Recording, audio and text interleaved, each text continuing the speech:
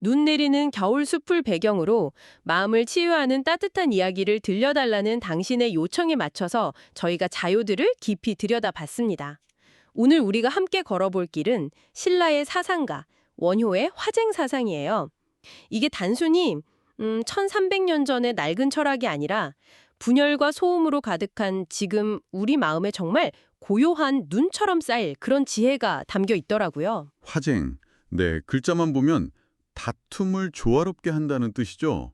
아주 간단해 보여요. 네, 그렇죠. 하지만 이건 단순히 양쪽에서 한 걸음씩 물러나는 타협이나 좋은 게 좋은 거라며 적당히 섞는 그런 절충과는 완전히 다른 이야기입니다. 아, 그런 게 아니군요. 네, 원효는 서로 다른 주장들이 왜 나올 수밖에 없었는지 그 뿌리까지 파고들어서 각자의 이유를 먼저 인정을 해줘요. 그러면서도 그 모두를 더 높은 차원에서 끌어안는 길을 보여주죠. 고요한 바다와 휘몰아치는 파도는 둘이 아니다. 자료에 나온 원효의 이 말이 계속 귓가에 맴돌았어요. 아, 핵심적인 비유죠. 네, 겉모습은 완전히 다르지만 본질은 결국 같은 물이라는 거잖아요. 오늘의 이야기는 바로 여기서 시작합니다. 어떻게 이 시끄러운 파도 같은 목소리들이 실은 하나의 거대한 바다라는 걸 깨달을 수 있을까?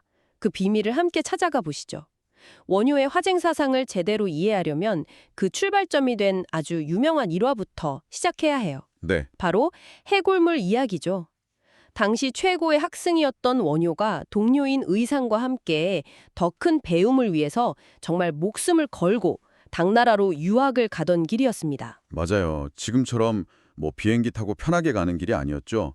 국경을 몰래 넘어야 하는 아주 위험한 여정이었어요. 험난했겠네요. 그렇죠. 그 길을 가던 중에 어느 동굴에서 하룻밤 묵게 됩니다. 한밤중에 잠이 깬 원효가 너무 목이 마라서 어둠 속에서 손을 더듬거리는데 바가지 같은 곳에 물이 고여 있는 걸 발견해요. 아, 그걸 아주 달게 마시고 다시 잠이 들었죠. 정말 꿀 맛이었을 거예요, 그 상황에서는. 그럼요. 그런데 다음날 아침에 깨서 주변을 보니까 동굴인 줄 알았던 곳이 사실은 무덤이었고, 네, 무덤이요. 네, 그리고 간밤에 달게 마셨던 물은 해골에 고인 썩은 물이었던 거죠. 와, 그 사실을 깨닫자마자 끔찍한 구역질을 합니다. 보통 사람이라면 거기서 끝났겠죠. 아, 재수없어 하고요. 그렇죠. 하지만 원효는 그 순간 번개 같은 깨달음을 얻습니다. 어젯밤에는 그렇게 달콤했던 물이 왜 아침에는 이토록 역겨운가? 물 자체는 변한 게 없는데 아, 이 달콤함과 역겨움의 차이는 오직 내 마음이 만들어냈다는 걸 깨달은 거예요. 이것이 바로 일체 유심조, 즉 모든 것은 오직 마음이 지어낼 뿐이다 라는 원효 사상의 핵심입니다. 아하. 이 깨달음 하나로 원효는 그토록 가고 싶어 했던 당나라 유학을 포기하고 칠라로 돌아오게 되죠. 모든 진리가 내 마음 안에 있는데 굳이 밖에서 찾을 필요가 없다는 걸 알게 된 거네요. 바로 그거죠. 천국과 지옥도 결국 내 마음이 만드는 풍경이라는 건요. 이 개인적인 체험이 화쟁이라는 거대한 사상의 가장 단단한 뿌리가 되었다는 점이 정말 흥미로워요. 네, 맞아요. 세상을 바꾸기 전에 내 마음속에서 벌어지는 전쟁부터 들여다보게 된 거니까요. 정확합니다. 그 깊은 성찰이 일심, 즉 하나의 마음이라는 철학으로 발전을 해요. 일심, 네, 원효는 우리 마음 안에는 두 개의 문, 일심이문이 있다고 설명했어요.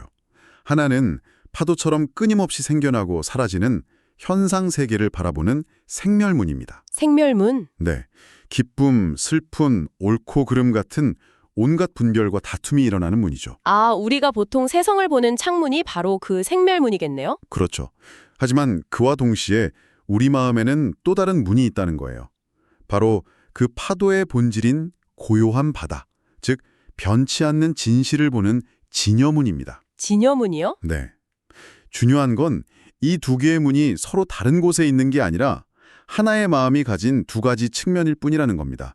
파도와 바다가 분리될 수 없는 것처럼요. 아, 그거 혹시 영화 매트릭스 그거랑 비슷한 거 아닐까요? 오, 어떤 점에서요? 주인공 네오가 빨간 역을 먹고 진짜 세계를 보게 되잖아요.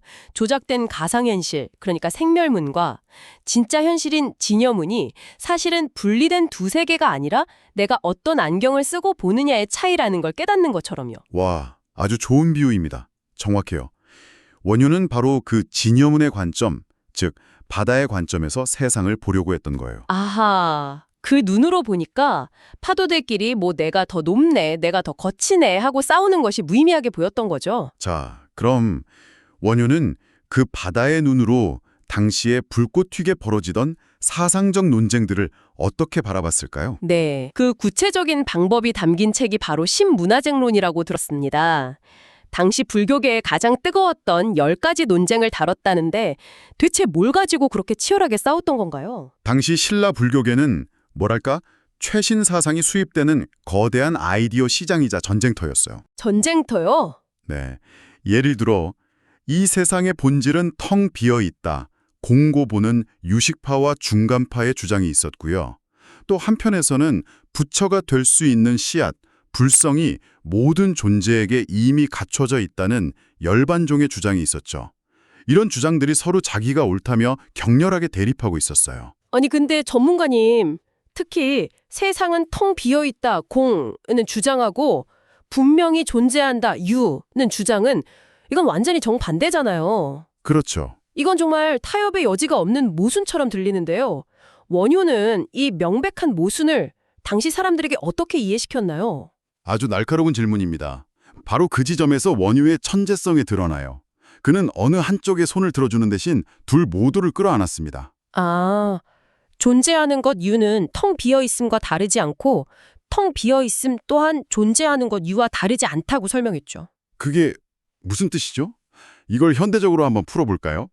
데이터, 유가 없으면 인공지능 모델, 공을 만들 수 없고 잘 설계된 모델, 공이 없으면 데이터는 그냥 의미 없는 소음에 불과하다. 이런 식이죠. 아, 그러니까 어느 하나가 정답이 아니라 둘이 서로를 조건으로 해서만 의미를 갖는 관계, 그 자체를 보라고 말한 거군요. 맞습니다. 내 주장을 완성시켜줄 필수 재료로 상대방의 주장을 바라보는 그런 관점의 전환이네요.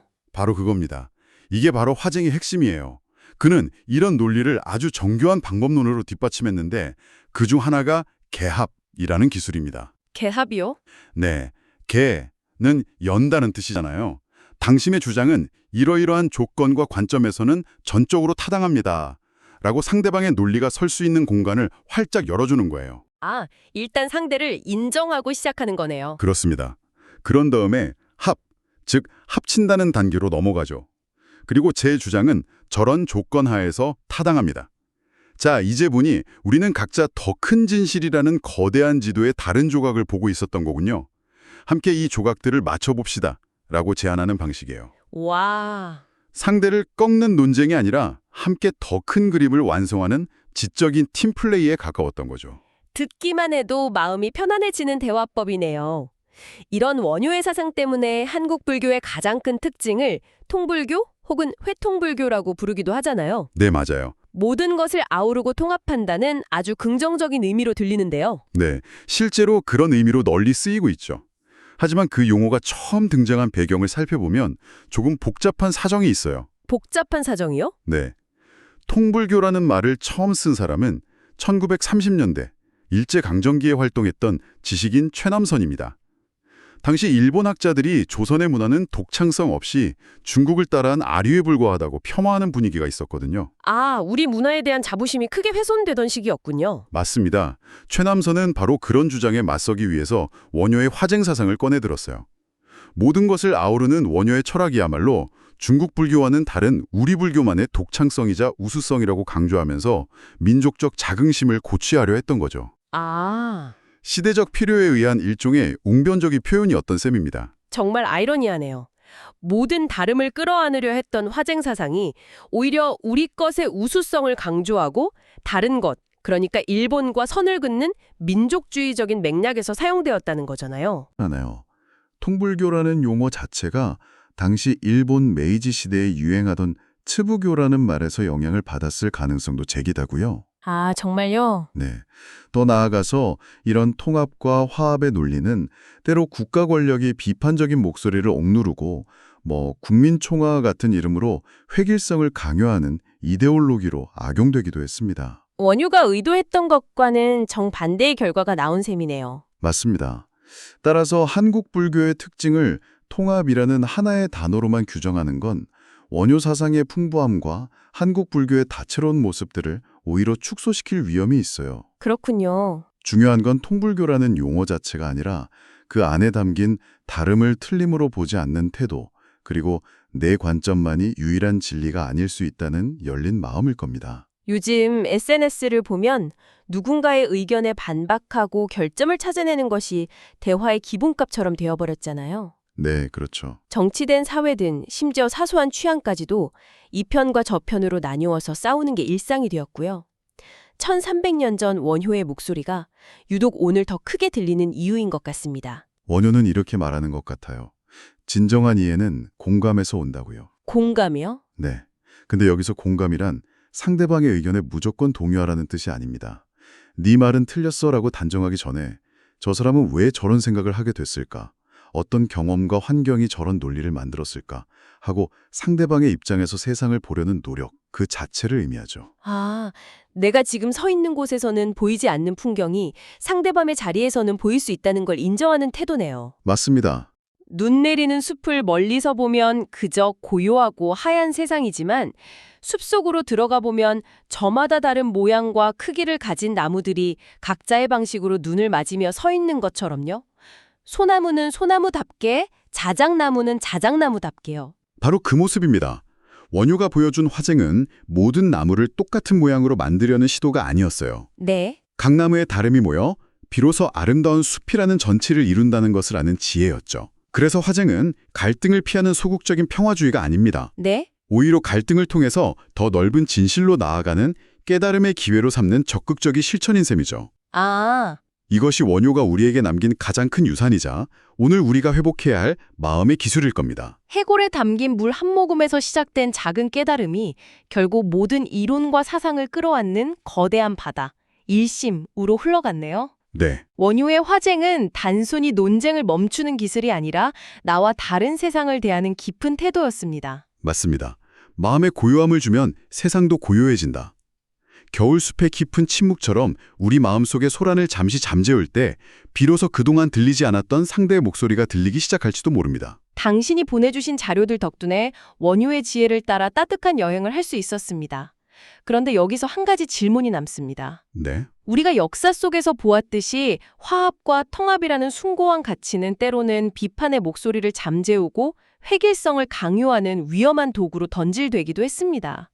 그렇다면 진정한 화쟁의 정신을 지키면서, 즉 모든 다른 목소리들을 존중하면서 그것이 어떻게 강요된 침묵이나 거짓된 통합으로 변질되는 것을 경계할 수 있을까요? 우리 삶과 사회에서 진짜 조화란 과연 어떤 모습일까요?